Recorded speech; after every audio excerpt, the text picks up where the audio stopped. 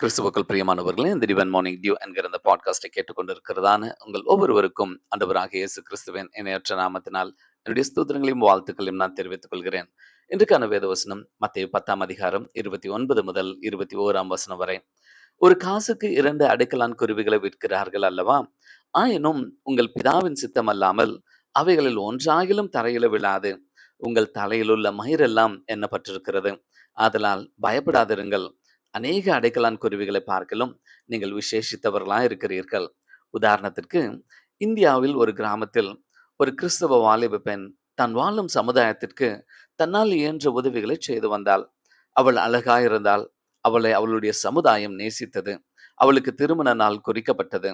அவளுக்கு திருமணமாக சில வாரங்களே இருக்கும்போது அவளுடைய கைகளில் ஒருவித புண்கள் தோன்றியது.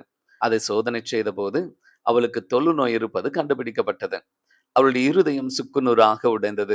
அந்நாட்களில் தொழுநோய் உள்ளவர்கள் மற்றவர்களுடன் சமுதாயத்தில் வாழ முடியாது. அவர்கள் அந்த நோய் உள்ளவர்கள் வாழ்கின்ற ஒரு மையத்தில் தான் போய் வாழ முடியும். ஆகவே அவளது சகோதரன் அவளை அந்த மையத்திற்கு கொண்டு சென்றபோது, அந்த இடம் மிகவும் அழுக்காக, வாழ தகுதியில்லாத இடமாக, அங்கிருந்த பெண்கள் மிகவும் அழுக்கானவர்களாக, அவர்கள் புண்கள் நாற்றம் எடுத்தது. அந்த இடமே நரகமாக காட்சியளித்தது. அதை கண்ட அப்பெண், ஐயோ! எனக்கு ஏன் இந்த நிலைமை? நானும் இவர்களைப் போல மாறிவிடுவேனோ? கடவுள் என்று ஒருவர் இருந்தால் அவர் எங்கே? என்று தேம்பி தேம்பி அழ ஆரம்பித்தாள். அவள் மிகவும் சோர்ந்து போயிருந்ததால் அவள் தன்னையே மாய்த்து கொள்ளக்கூடும் என்று மற்றவர்கள் நினைத்தனர். அங்கு தொழுநோய் வியாதியஸ்தர் மத்தியில் ஊழியம் செய்யும் மிஷனரிகள் அவள் மேல் பரிதாபம் கொண்டனர். அவள் படித்தவளாய் இருந்தபடியால் அவளிடம் அங்குள்ள பெண்களுக்கு உதவுமாறு வேண்டினர். அப்பொழுது அவளுடைய இருதயத்தில் ஒரு நம்பிக்கை தோன்றியது.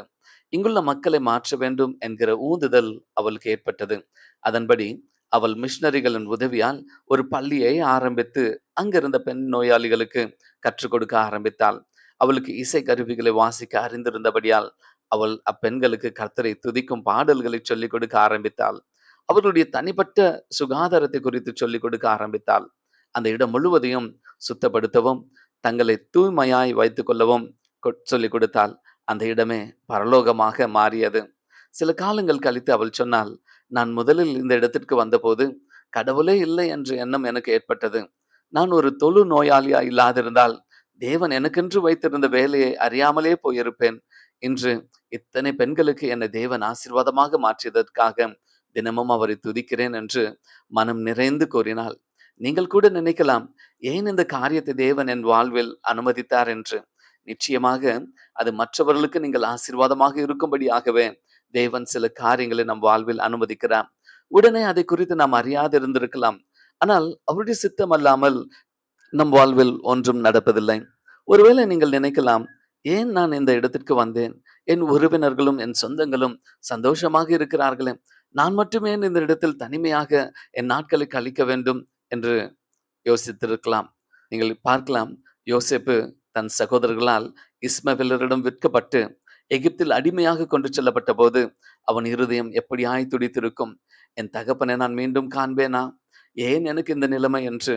ஆனால் தேவன் அவனது சிறையிருப்பை மாற்றியது மாத்திரமல்ல, எகிப்து தேசம் முழுவதற்கும் அதிபதியாக மாற்றியதுமின்றி அவனாலே அவனது குடும்பம் மட்டுமல்ல, எகிப்தும் அதை சுற்றியுள்ள நாடுகளும் கூட பஞ்ச காலத்தில் அவன் மூலமாய் உணவினால் பராமரிக்கும்படியாக மாற்றினார்.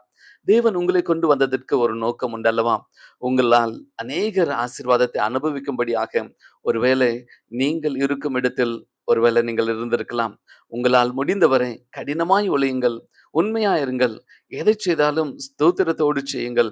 ஏன் இந்த நிலைமை என்று முறுமுறுக்காமல், தேவனே, நீர் என்னை இந்த இடத்துக்கு கொண்டு வந்ததன் நோக்கத்தை நிறைவேற்றும் என்று தொடர்ந்து செபியுங்கள். உங்களால் ஆயிரங்கள் ஆசீர்வாதத்தை காணட்டும். அந்த பெண் ஏன் எனக்கு இந்த நிலைமை என்று நினைத்து தன் வாழ்வை முடித்திருந்தால், அந்த தொழுநோய் மையம் நம்பிக்கையற்ற மக்களால் ஏதோ உயிர் இருக்கும் வரை வாழ்வோம் என்று நடைபெணமாக வாழ்ந்திருப்பார்கள். ஆனால் தேவனுடைய அழைப்பிற்கு அவள் செவி கொடுத்த போது அவளை அந்த இடத்தில் தேவன் ஆசீர்வாதமாக வைத்தது போல, நாம் இருக்கிற இடங்களில் தேவன் கொடுக்கும் அழைப்பை ஏற்று அவருக்கென்று மற்றவர்களை ஆதாயப்படுத்தும்படி ஆசீர்வாதமாக இருக்க தேவன் தாமே ஒவ்வொருவருக்கும் உதவி செய்வாராக. நாம் கண்களை மூடி நாம் ஜெபிக்கலாமா? எங்களை நேசித்து வழி நடத்தும் நல்ல தகப்பனே, உம்முடைய சித்தம் இல்லாமல் எங்கள் வாழ்வில் எதுவும் நடப்பதில்லை என்பதை விசுவாசிக்கிறோம். எங்கள் வாழ்வில் எது நடந்தாலும் கர்த்தரிடத்தில் அன்பு கூறுகிறவர்களுக்கு சகலமும் நன்மைக்கு ஏதுவாக நடக்கிறது என்கிற வார்த்தையின்படி எல்லாவற்றையும் நீர் நன்மையாக மாற்றுவதற்காக ஸ்தோத்திரம். எங்கள் வாழ்க்கையில நாங்கள் உண்மையை சார்ந்து இருக்க எங்களுக்கு உதவி செய்யும். நாங்கள் எதையும் மாம்சீகத்தில் தீர்மானிக்காதபடிக்கு உம்முடைய கிருபைக்காக காத்திருந்து காரியங்களை செய்ய எங்களுக்கு கிருபை செய்யும். எங்கள் ஜெபத்தை கேட்டு எங்களுக்கு பதில் கொடுப்பவரே உமக்கு நன்றி. இயேசு கிறிஸ்துவின் நாமத்தில் ஜெபிக்கிறோம் எங்கள் ஜீவனுள்ள நல்ல பிதாவே. ஆமென். கர்த்தர் தாமே உங்கள் ஒவ்வொருவரையும் ஆதரித்து ஆசீர்வதிப்பாராக. ஆமென்.